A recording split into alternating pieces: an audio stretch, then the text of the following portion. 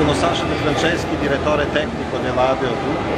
Qua presentiamo due novità importanti. Una è il subwoofer più piccolo del mondo, il Sunfire della serie Atmos. Questo è un'anteprima mondiale in Italia. È un subwoofer che ha coni da soli 6,5 pollici e per ottenere frequenze basse, scendere abbastanza in basso e avere abbastanza SPL, un cono così piccolo deve avere un'escursione molto lunga. In questo caso parliamo quasi di 5 cm. Essendo una cassa chiusa, il cono che si muove 5 cm verso l'esterno, due coni anzi, otteniamo una pressione negativa all'interno del subwoofer di quasi 2 atmosfere, che non è mai stato raggiunto in un subwoofer. Questa pressione così alta ha portato alla rottura delle scatole fatte in legno e come materiale utilizzato per la scatola delle scatole si utilizza l'alluminio. È un subwoofer di 1400 watt di potenza, ha un sistema di equalizzazione automatica che possiamo utilizzare attraverso il microfono.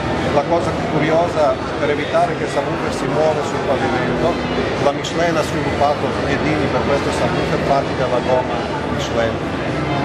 Questo è un traguardo subwoofer di queste dimensioni che nessuno fino ad oggi ha raggiunto ed è una cosa che si può aspettare solo da Bob Carver, che per soddisfare la sua moglie, che ha detto non voglio il subwoofer nel soggiorno, ha continuato a rimpicciolire il subwoofer.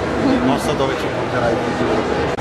Il secondo prodotto di cui volevo parlare è l'Lexicon DD8, un nuovo amplificatore multicanale. Praticamente la Lexicon con il gruppo Harman ha preso un amplificatore classe D digitale di circa 500 componenti e ha fatto sviluppare un chip integrato unico di grandezza di 1/100 circa dalla Texas Instruments che integra tutti questi componenti.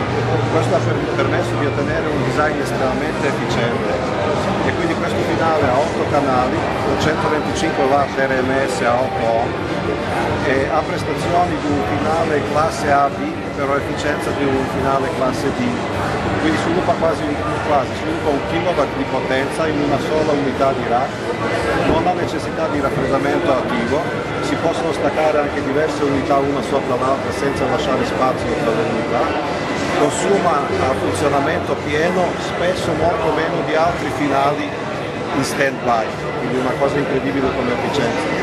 È un finale che ha ottenuto diversi premi alla Sibia, 3 premi, miglior prodotto ecologico e un terzo premio, non mi ricordo. Pensato soprattutto per applicazioni multi-room audio di alta qualità.